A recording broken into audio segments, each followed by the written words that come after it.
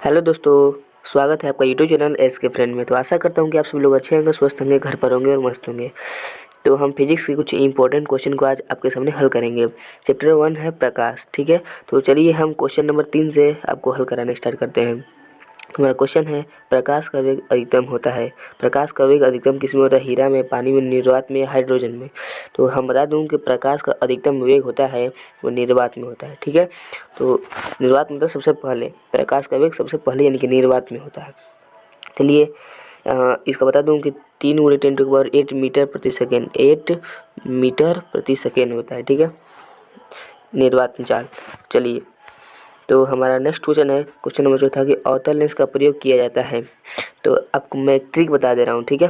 Trick ये है कि निकट, क्या है? निकट हो गया। निकट, निकट में हम अवतल का प्रयोग करते हैं। अवतल का, अवतल ल बना दीजिए, ठीक है। अवतल का, निकट में अवतल और दूर में उत्तल, दूर में उत्तल। तो ये हमारा ट्रिक है। इसे कैसे पहचानेंगे? तो दूर जो है छोटा शब्द है, उत्तल भी छोटा शब्द है, निकट बड़ा शब्द है और अवतल भी बड़ा शब्द है, इसलिए हम क्या लगाएंगे इसमें? निकट दृष्टि दोस्त। चलिए ये इसका हमारा राइट ऑप्शन होगा निकट दृष्टि दोस्त। नेक्स्ट क्वेश्चन हमारा है, प्रकाश तंतु जिस सिद्धांत प्रकार काम करता है वह क्या होता है? प्रकाश जो होता है जिस सिद्धांत पर काम करता है ना, उसे हम क्या कहते हैं? तो ये बहुत अच्छे क्वेश्चन, बहुत ही इंपॉर्टेंट क्वेश्चन है। इसका आंसर होगा पूर्णांतरिक परावर्तन। बहुत ही इंपॉर्टेंट क्वेश्चन है दोस्तों, इसे याद कर लीजिएगा, ठीक है। तो नेक्स्ट क्वेश्चन की ओर हम जाते हैं। नेक्स्ट क्वेश्चन ये है कि वायुमंडल में प्रकाश का प्रकीर्णन का कारण है। प्रकीर्णन कब फैलता है? ठीक है, तो जब हमारी प्रकाश यानी कि जब सूर्य का प्रकाश हम इसका जब सूर्य का प्रकाश ये फैलता है तो कैसे फैलता है? तो धूल कणों के कारण। इसका राइट आंसर धूल कण होता है, इसी कारण हम चारों ओर ये फैल जाता है। तो नेक्स्ट क्वेश्चन की ओर जाते हैं, प्रकाश का रंग निर्धारित होता है इसके। तो किसके लिए मतलब प्रकाश का रंग निर्धारित होता है? इसका राइट ऑप्शन होगा तरंग दैर्घ्य। क्या होगा? तरंग दैर्घ्य। इसका मतलब जो रंग निर्धारित होता है वो तरंग दैर्घ्य से होता है, ठीक है ना। तो चलिए नेक्स्ट क्वेश्चन की ओर बढ़ते हैं। निम्न में से किस रंग का सबसे लंबा तरंग दैर्घ्य है? तो हम पहले इसमें प्रिज बनाते हैं, ठीक है।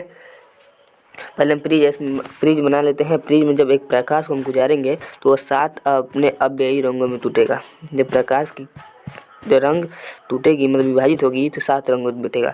तो हमारे नीचे होगा बैगनी, क्या होगा? बैगनी। और जो ऊपर होगा उसे कहते हैं लाल।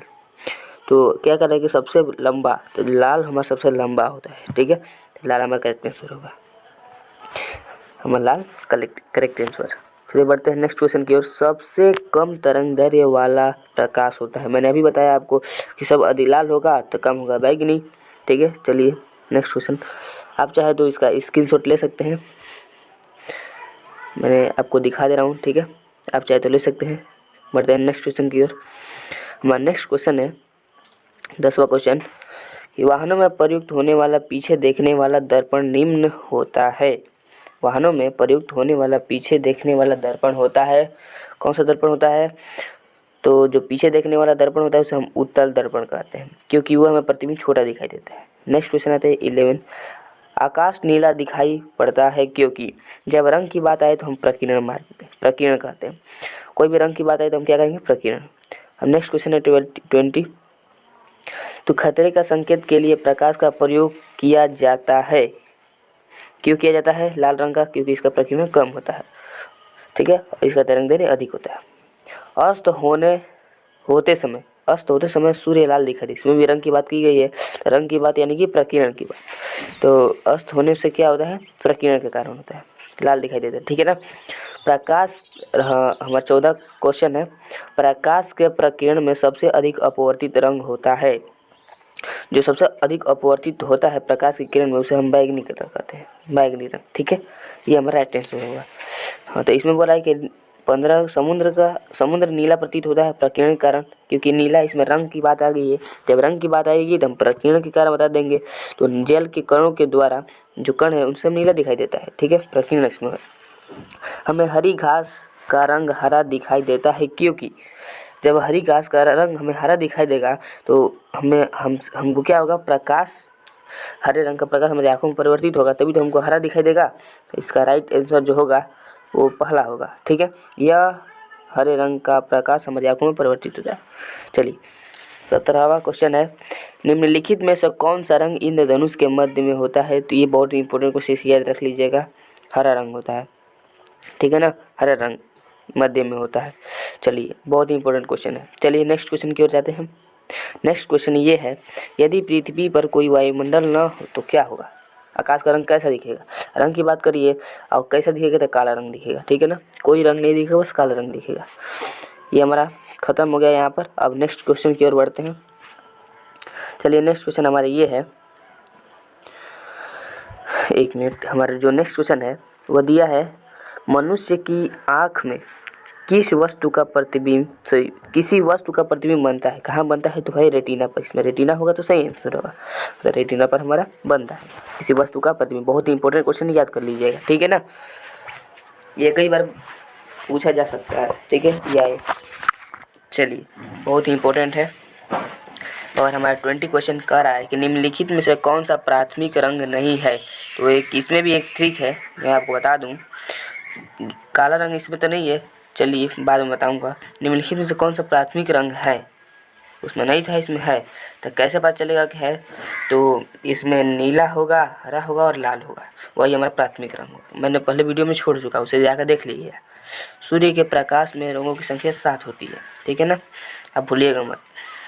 शरीर के आंतरिक अंगों को देखने के लिए प्रयुक्त तकनीकी एंडोस्कोपी किस पर आधारित है?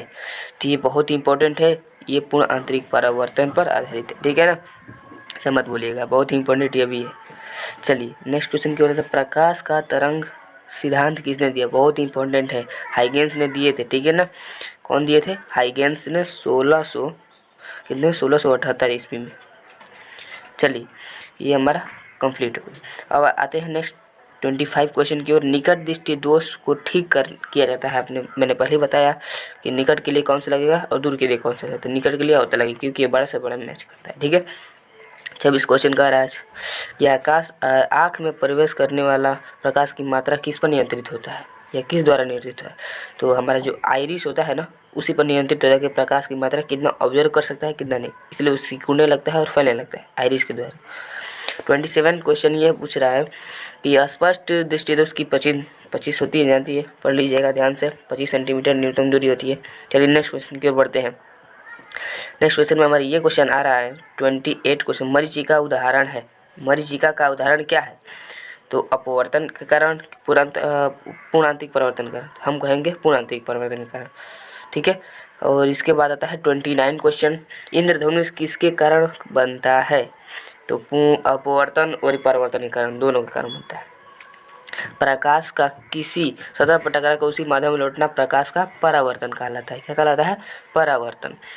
चलिए बढ़ते हैं नेक्स्ट क्वेश्चन की ओर। जब प्रकाश एक माध्यम से दूसरे माध्यम में जाता है, इसकी दिशा में परिवर्तन हो जाता है, तो इस घटना को हम कहते हैं, क्या कहते हैं? इस घटना को प्रकाश का क्या कहते हैं? प्रकाश का परावर्तन। क्या कहते हैं? प्रकाश का परावर्तन। चलिए हमारा प्रकाश का परावर्तन राइट आंसर होगा। बढ़ते हैं नेक्स्ट क्वेश्चन की ओर। यदि आप किसी समतल दर्पण की ओर 10 सेकेंड की गति से दौड़ रहे हैं तो प्रतिबिंब की गति की कितने पास ढकेना आएगा? ठीक है, बहुत बढ़िया। तो हम पहले बना लेंगे कि मान लीजिए समतल दर्पण है, इसके इधर 10 मीटर, हाँ 10 मीटर प्रति सेकेंड है, इधर भी 10 मीटर प्रति सेकेंड हो गया। अब जब हमारे पास आएगा तो वो 20 मीटर प्रति सेकेंड से आएगा ना, जब दोनों जोड़ेंगे 20 सेंटीमीटर प्रति सेकेंड। हमारा राइट आंसर कौन सा होगा? 20 सेंटीमीटर प्रति सेकेंड। जल के अंदर डूबी हुई मछली वास्तविक गहराई से ऊपर उठी दिखाई देती है, यह घटना किसके कारण होती है? तो ये घटना होती है प्रकाश का अपवर्तन के कारण। प्रकाश का अपवर्तन के कारण हमको दिखाई देती है नीचे से ऊपर। इसमें भी हीरा का चमकना किस घटना का परिणाम है? तो पूर्णांतरिक परिवर्तन का कारण। उसमें टकरा कर वो हम चमकने लगता है, प्रकाश जब टकराएगा तो चमकने लगता है।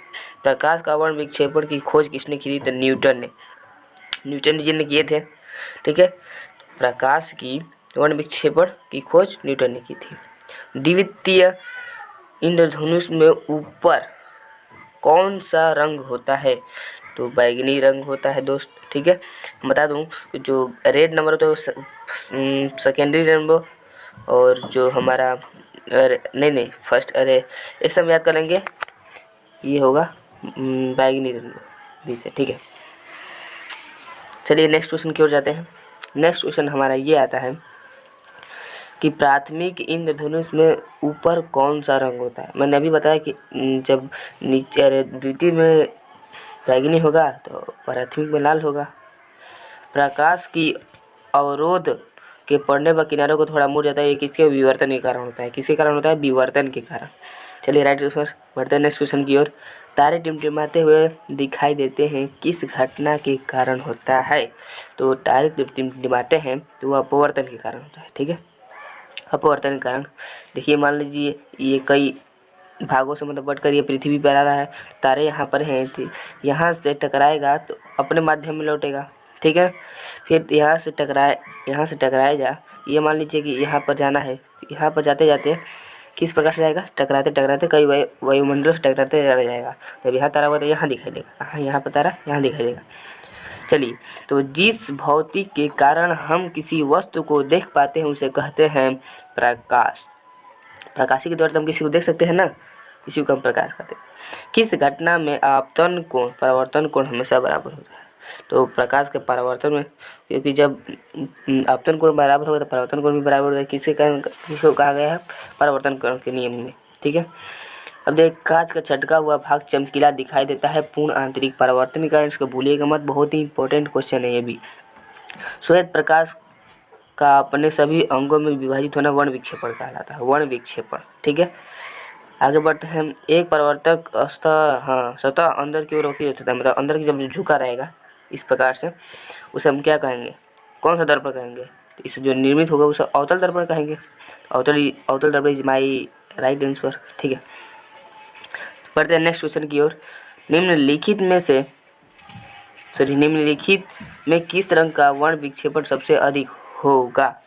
किस रंग का सबसे अधिक होगा? बैगनी, लाल, पीला या नीला? तो बैगनी इज राइट आंसर। चलिए नेक्स्ट क्वेश्चन की ओर बढ़ते हैं। नेक्स्ट क्वेश्चन हमारा ये है कि प्रकाश की चाल होती है।